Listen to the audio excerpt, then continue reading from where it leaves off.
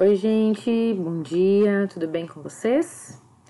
Vamos lá, vamos fazer uma revisãozinha rápida aqui sobre o nosso conteúdo que vai estar sendo cobrado na nossa prova da próxima semana, ok?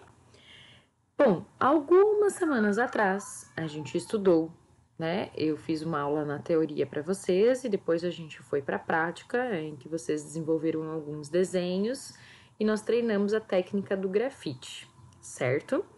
Bom, e para antes da gente treinar a técnica do grafite, inclusive a gente fez o desenho da bolinha, né? Como eu tô mostrando aqui, eu expliquei para vocês um pouquinho sobre luz e sombra, tá? Inclusive lá no livro de vocês, na página 70, nós temos lá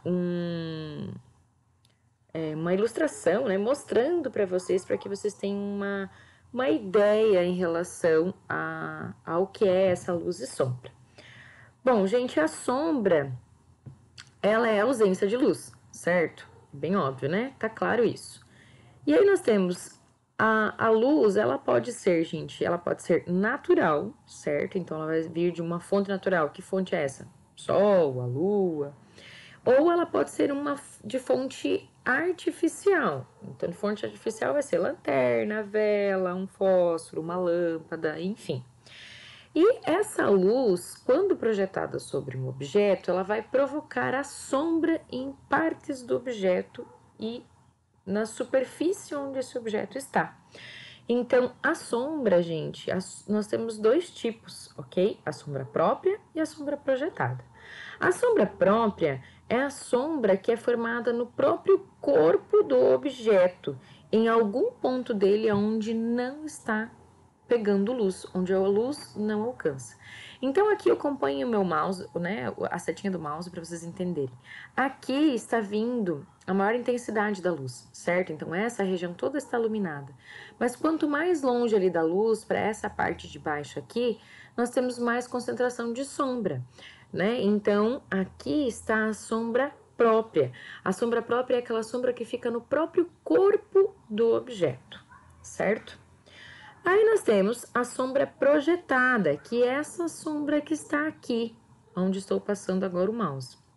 Então, a sombra projetada, gente, ela é formada fora do objeto. Ela é projetada sobre uma superfície, tá? Então, a sombra projetada é a sombra que esse objeto projeta sobre a superfície em que ele está. Aquele exemplo que eu dei também durante a aula, imagine você caminhando num gramado e aí você vai olhar para baixo e você vai ver a sua sombra projetada na grama, certo? Então essa é a sombra projetada. E a sombra própria é a sombra que está no próprio corpo do objeto, ok? Bem fácil essa parte, né? Só pra gente reforçar e não esquecer esse detalhe que é bem importante, principalmente quando a gente vai para a parte prática de desenhar, grafitar. É bem importante a gente saber sobre isso, ok? E aproveitando e falando sobre a sombra, né? Nós entramos lá naquela parte sobre a fotografia. Então, vamos falar um pouquinho agora, vamos revisar um pouquinho sobre a fotografia. Bom, gente, então, a fotografia que ela, como eu falei para vocês, né, na nossa outra aula, ela foi o que revolucionou a forma da gente olhar o mundo, né? Porque ela captura as imagens que a gente vê e eterniza, né, essas imagens. E antes, o que se fazia para poder capturar imagens e eternizar era a pintura. Então, a fotografia ela revoluciona principalmente o mundo das artes, certo? Bom, no início não foi muito fácil, né? Porque não existia aquela máquina fotográfica pequenininha que a gente tem como hoje, eram máquinas fotográficas gigantes, né, que se usava. Enfim, com o passar dos anos foi se aperfeiçoando e a tecnologia foi transformando a máquina fotográfica como nós temos hoje, por exemplo, na palma da nossa mão, através do celular, né? A fotografia, gente, ela é uma tecnologia que usa a luz para gravar, né, no papel, tá? Então, fotografia é como se fosse desenhar com luz. Sem luz, não tem como ter fotografia, certo? Também para fotografar, gente, não é simplesmente apertar um botão de uma máquina, né? A fotografia precisa de um olhar, ela precisa de um cuidado, ela é o congelar de um movimento, né? Então tem todos esses detalhes que a gente precisa observar quando vai fotografar. E na última aula a gente falou desse artista excepcional, que é o Vicky Muniz, um artista brasileiro. Tá lá no livro de vocês, na página 83, que fala sobre esse pintor e fotógrafo que desenvolve o seu trabalho através da fotografia. Lembram que ele faz foto e a partir da foto ele produz sua obra de arte. E a sua obra de arte é uma obra de arte efêmera. Lembra? O que é o efêmero? Algo que não é duradouro, algo que não vai ficar, que não vai durar por muito tempo. Então, por exemplo, esse daqui, que é o Che Guevara com calda de feijão, essa obra de arte aqui dele não tem como ela ser pendurada numa parede, né?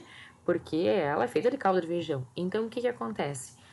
Ele fotografa o trabalho que ele produz e aí a fotografia do trabalho dele é que vai se tornar na obra de arte.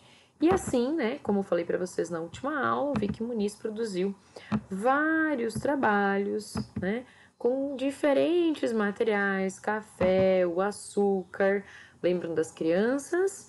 E o trabalho mais famoso dele, que é o trabalho que ele desenvolveu com os catadores de lixo lá do lixão de Gramacho, em que ele fotografou as pessoas e aí produziu as suas grandes e lindas obras de arte, né, no chão de um galpão. E aí essas obras de arte dele, né, essa releitura que ele fez das fotografias e dos quadros, se transformou nessas belas obras, feita com o material recolhido pelos catadores, que é o lixo reciclado. Bom, inclusive, nossa última atividade foi feita em cima do trabalho do Vicky Muniz, né? Para hoje, gente, a minha sugestão de atividade é que vocês leiam estas páginas, certo? Leiam lá da página 70, né? Da página 70 em diante, que é onde vai iniciar nosso conteúdo da prova, até a página 83, certo? E até ali eu vou estar cobrando na prova. Então, leiam estas páginas, são poucas páginas, tem várias imagens aí, ilustrando, falando sobre. E sublinhem, por favor, grifem as partes mais importantes, certo? Daqui a pouquinho a gente tem nossa live, a gente conversa lá. E aí, tiramos mais algumas dúvidas que surgiram, tá bom? Um beijo grande, até daqui a pouquinho.